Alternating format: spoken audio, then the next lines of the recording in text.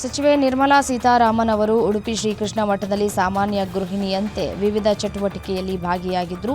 ತಮ್ಮ ಸರಳತೆಯಿಂದ ಗಮನ ಸೆಳೆಯುವ ರಾಜ್ಯಸಭಾ ಸದಸ್ಯೆ ಸುಧಾಮೂರ್ತಿ ಅವರು ಸಾಥ್ ನೀಡಿದರು. ಕೃಷ್ಣನ ನೇತೃತ್ವದಲ್ಲಿರುವ ಚಂದ್ರಶಾಲೆಯಲ್ಲಿ ಕುಳಿತು ಇಬ್ಬರು ಹೂಗಳನ್ನು ಪೋಣಿಸಿ ಮಾಲೆ ಮಾಡಿ ಅರ್ಪಿಸಿದರು. ಬಳಿಕ ಕೃಷ್ಣದೇವರ ನೈವೇದ್ಯಕ್ಕೆ ಬಳಸುವಂತಹ ಪಾತ್ರೆಗಳನ್ನು ಅಚ್ಚುಕಟ್ಟಾಗಿ ತೊಳೆದಿಟ್ಟರು. ಜೊತೆಗೆ ಭೋಜನ ಶಾಲೆಯಲ್ಲಿ ಆಹಾರವನ್ನು ತಯಾರಿಸಿದರು.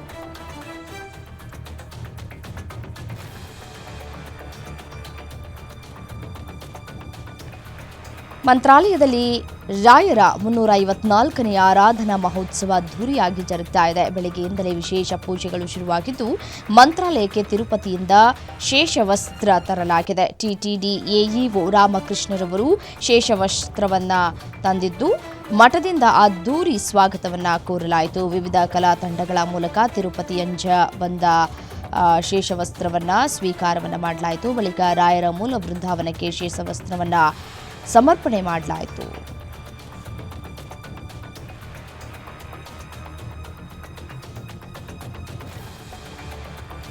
ಆಪರೇಷನ್ ಸಿಂಧೂರದ ವೇಳೆ ಪಾಕ್ನ 5 ಯುದ್ಧ ವಿಮಾನವನ್ನು ನಮ್ಮ ಸೈನಿಕರು ಹಾನಿ ಮಾಡಿದ್ದಾರೆ ಅಂತ ಬೆಂಗಳೂರಿನಲ್ಲಿ ನಡೆದ ಕಾರ್ಯಕ್ರಮದಲ್ಲಿ ಎಪಿ ಸಿಂಗ್ ಇನ್ ಡೀಟೇಲ್ ಆಗಿ ಈ ಬಗ್ಗೆ ಹೇಳಿದ್ದಾರೆ. ನಾವು ಅಟ್ಲೀಸ್ಟ್ 5 ಪಾಕಿಸ್ತಾನಿ ಏರ್ ಜೆಟ್ನ ಹೊಡೆದು ಉರುಳಿಸಿರುವುದು ಖಚಿತ.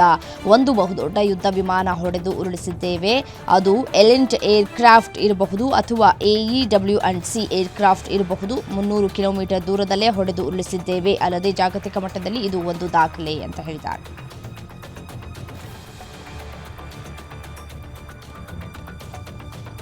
ಭಾರತೀಯ ವಾಯುಪಡೆಯ ಮುಖ್ಯಸ್ಥ ಎಪಿ ಸಿಂಗ್ ಆಪರೇಷನ್ ಸಿಂಧೂರದ ವೇಳೆ ನಡೆದ ಕಾರ್ಯಾಚರಣೆಯ ಬಗ್ಗೆ ಮಹತ್ವದ ಮಾಹಿತಿ ನೀಡಿದರು. ಭಾರತವು ಪಾಕಿಸ್ತಾನದ 6 ಜೆಟ್ಗಳನ್ನು ಹೊಡೆದು ಉರುಳಿಸಿರುವುದಾಗಿ ಘೋಷಿಸಿದ್ರು. ಆದರೆ ಭಾರತೀಯ ಪಡೆಗಳಿಂದ ಪಾಕಿಸ್ತಾನದ ಯಾವುದೇ ವಿಮಾನ ನೆಲಕ್ಕೆ ಉರುಳಿಲ್ಲ ಅಂತ ಪಾಕಿಸ್ತಾನದ ರಕ್ಷಣಾ ಸಚಿವ ಖವಾಜ ಆಸಿಫ್ ಹೇಳಿದ್ದಾರೆ.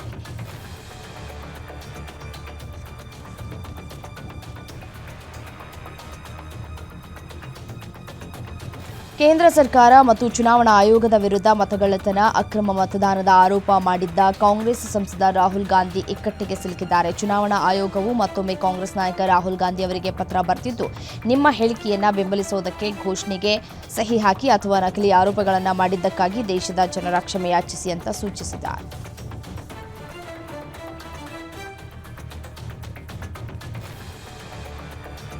ಅನಾರೋಗ್ಯದ ಕಾರಣ ನೀಡಿದ ಭಾರತದ ಉಪರಾಷ್ಟ್ರಪತಿ ಸ್ಥಾನಕ್ಕೆ ಜಗದೀಪ್ ಧನ್ಕರ್ ಇದ್ದಕ್ಕಿದ್ದಂತೆ ರಾಜೀನಾಮೆ ನೀಡಿದರು. ಜುಲೈ 21ರಂದು ರಾಜೀನಾಮೆ ನೀಡಿದ ಬಳಿಕ ಅವರು ಹೊರಗೆ ಎಲ್ಲೂ ಕಾಣಿಸಿಕೊಂಡಿಲ್ಲ. ಯಾರ ಸಂಪರ್ಕಕ್ಕೂ ಸಿಗ್ತಾ ಇಲ್ಲ. ಕಾಂಗ್ರೆಸ್ ಅನುಮಾನ ವ್ಯಕ್ತಪಡಿಸಿದ್ದು, ಮಾಜಿ ಉಪರಾಷ್ಟ್ರಪತಿ ಜಗದೀಪ್ ಧನ್ಕರ್ ಎಲ್ಲಿದ್ದಾರೆ ಎಂಬುದರ ಬಗ್ಗೆ ಮಾಹಿತಿಯನ್ನು ನೀಡಬೇಕು.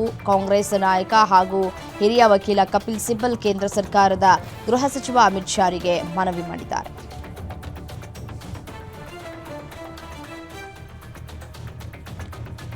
ಜಮ್ಮು ಮತ್ತು ಕಾಶ್ಮೀರದ ಕುಲ್ಗಾಮ್ನಲ್ಲಿ ಭಯೋತ್ಪಾದಕರೊಂದಿಗೆ ನಡೆದ ಗುಂಡಿನ ಚಕಮಕಿಯಲ್ಲಿ 2 ಸೈನಿಕರು ಸಾವನ್ನಪ್ಪಿದ್ದಾರೆ ಅಂತ ಸೇನೆ ತಿಳಿಸಿದೆ. ಇದಕ್ಕೂ ಮೊದಲು ನಡೆದ ಗುಂಡಿನ ದಾಳಿಯಲ್ಲಿ 3 ಭಯೋತ್ಪಾದಕರು ಸಾವನ್ನಪ್ಪಿದ್ದಾರೆ. ಭಯೋತ್ಪಾದನಾ ನಿಗ್ರಹ ಕಾರ್ಯಾಚರಣೆಯಲ್ಲಿ 2 ಸೈನಿಕರು ಗಾಯಗೊಂಡಿದ್ದಾರೆ ಅಂತ ಹೇಳಲಾಗಿದೆ. ವೀರ ಯೋಧರ ಧೈರ್ಯ ಮತ್ತು ಸಮರ್ಪಣೆ ನಮಗೆ ಶಾಶ್ವತವಾಗಿ ಸ್ಫೂರ್ತಿ ನೀಡುತ್ತೆ ಅಂತ ಭಾರತೀಯ ಸೇನೆ ಎಕ್ಸ್ ಮೂಲಕ ಸಂತಾಪ ಸೂಚಿಸಿದೆ.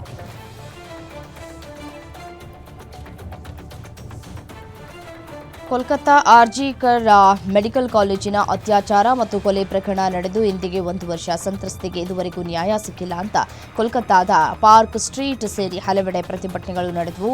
ನಬನ್ನ ಹೆಸರಿನಲ್ಲಿ ಪ್ರತಿಭಟನೆಯಲ್ಲಿ ಮೃತ ವಿದ್ಯಾರ್ಥಿನಿಯ ಪೋಷಕರು ಮೆರವಣಿಗೆ ನಡೆಸ್ತಾ ಇದ್ದಂತೆ ಪೊಲೀಸರು ಪ್ರತಿಭಟನಾಕಾರರೊಂದಿಗೆ ಘರ್ಷಣೆ ಶುರುವಾಗಿತ್ತು. ಪ್ರತಿಭಟನಾಕಾರರು ಬ್ಯಾರಿಕೇಡ್ಗಳನ್ನು ಮುರಿದು ನುಗ್ಗೋದಕ್ಕೆ ಪ್ರಯತ್ನಿಸಿದಾಗ ಪೊಲೀಸರು ಲಾಠಿ ಚಾರ್ಜ್ ನಡೆಸಿದರು.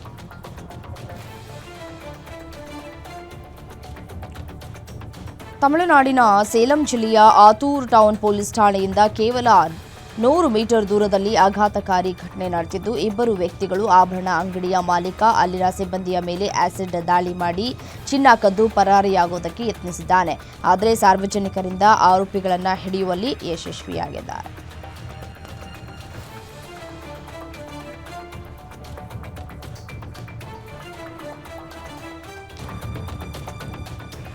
ರಾಷ್ಟ್ರ ರಾಜಧಾನಿ ದೆಹಲಿಯ ಕರ್ವಾಲ್ ನಗರದಲ್ಲಿ ಆಘಾತಕಾರಿ ಘಟನೆ ನಡೆದಿದ್ದು, ಒಬ್ಬ ವ್ಯಕ್ತಿ ತನ್ನ ಪತ್ನಿ ಮತ್ತು ಇಬ್ಬರು ಹೆಣ್ಣುಮಕ್ಕಳನ್ನು ಕೊಂದು ಸ್ಥಳದಿಂದ ಪರಾರಿಯಾಗಿದ್ದಾನೆ. ಆರೋಪಿಯನ್ನ ಪ್ರದೀಪ್ ಅಂತ ಗುರುತಿಸಲಾಗಿದೆ. ಈತ ತನ್ನ ಪತ್ನಿ ಜಯಶ್ರೀ ಮತ್ತು 5 ಮತ್ತು 7 ವರ್ಷದ ಪುತ್ರಿಯರನ್ನ ಕೊಂದಿದ್ದಾನೆ. ಸದ್ಯದ ಮಾಹಿತಿಯ ಪ್ರಕಾರ ದಂಪತಿಯ ನಡುವೆ ಜಗಳವಾಗಿದ್ದು ಕೊಲೆ ಮಾಡಿದ್ದಾನೆ. ದೆಹಲಿ ಪೊಲೀಸರು ಪ್ರಕರಣವನ್ನು ದಾಖಲಿಸಿಕೊಂಡು ಪ್ರದೀಪ್ನ ಬಂಧನಕ್ಕಾಗಿ ಹುಡುಕಾಟವನ್ನು ಮುಂದುವರೆಸಿದ್ದಾರೆ.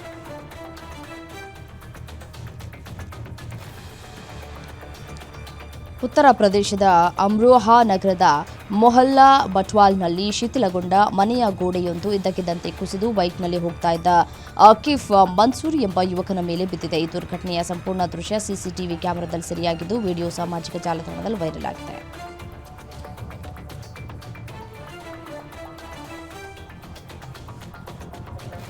ಯೋಘರ್ನ ಬಾಬಾ ಬೈದ್ಯನಾಥ ದೇವಾಲಯದ ಗರ್ಭಗುಡಿಗೆ ಬಲವಂತವಾಗಿ ಪ್ರವೇಶಿಸಿ ಸಾವಿರಾರು ಭಕ್ತರಲ್ಲಿ ಭಯ ಮತ್ತು ಭೀತಿಯನ್ನು ಉಂಟು ಮಾಡಿದ ಆರೋಪದ ಮೇಲೆ ಬಿಜೆಪಿ ಸಂಸದರಾದ ನಿಶಿಕಾಂತ್ ದುಬೆ, ಮನೋಜ್ ತಿವಾರಿ ಮತ್ತು ಇತರರ ವಿರುದ್ಧ ಪ್ರಕರಣ ದಾಖಲಿಸಲಾಗಿದೆ. ಶ್ರಾವಣ ಮಾಸದಲ್ಲಿ ಗಣ್ಯರ ಪ್ರವೇಶಕ್ಕೆ ನಿರ್ಬಂಧವಿದ್ದರೂ ದೇವಾಲಯಕ್ಕೆ ಬಿಜೆಪಿ ನಾಯಕರು ನಿಯಮವನ್ನು ಉಲ್ಲಂಘಿಸಿ ಪ್ರವೇಶಿಸಿದ್ದಾರೆ. ಅವರ ಮೇಲೆ ಎಫ್ಐಆರ್ ದಾಖಲಿಸಲಾಗಿದೆ ಅಂತ ಜಾರ್ಖಂಡ್ ಪೊಲೀಸರು ತಿಳಿಸಿದ್ದಾರೆ.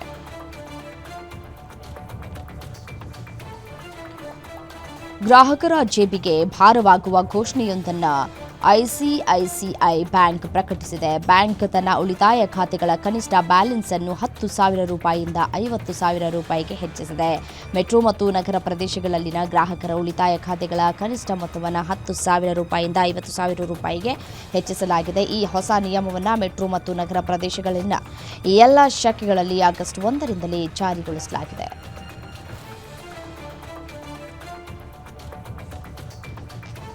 ರೈಲು ಮೇಲ್ಸೇತುವೆ ಹಾದು ಹೋಗುವಾಗ ಬೈಕ್ ಸವಾರರು ರಸ್ತೆಯಲ್ಲಿ ಕಾದು ನಿಂತಿರುವ ವಿಡಿಯೋವೊಂದು ಸಾಮಾಜಿಕ ಮಾಧ್ಯಮದಲ್ಲಿ ವೈರಲ್ ಆಗಿದೆ. ರೈಲು ಮೇಲ್ಸೇತುವೆಯಲ್ಲಿ ಹೋಗ್ತಾ ಇದ್ರೆ ವಾಹನ ಸವಾರರು ಯಾಕೆ ರೈಲು ಹೋಗುವ ತನಕ ಕಾಯ್ತಾ ಇದ್ದಾರೆ ಎಂಬುದು ಅರ್ಥವಾಗದ ನೆಟ್ಟಿಗರು ತಲೆ ಕೆರೆದುಕೊಂಡಿದ್ದಾರೆ. ವೈರಲ್ ವಿಡಿಯೋಗೆ ನೆಟ್ಟಿಗರು ಭಾರತೀಯ ದೃಷ್ಟಿಕೋನದಿಂದ ಕಮೆಂಟ್ ಮಾಡಿದ್ದಾರೆ. ಪ್ರಯಾಣಿಕರು ತಮ್ಮ ಮೇಲೆ ಬೀಳಬಹುದಾದ ಮಾನವ ತ್ಯಾಜ್ಯದಿಂದ ರಕ್ಷಿಸಿಕೊಳ್ಳುವುದಕ್ಕೆ ಈ ರೀತಿ ಕಾಯುತ್ತಾ ನಿಂತಿದ್ದಾರೆ ಅಂತ ಹಲವರು ತಿಳಿಸಿದ್ದಾರೆ.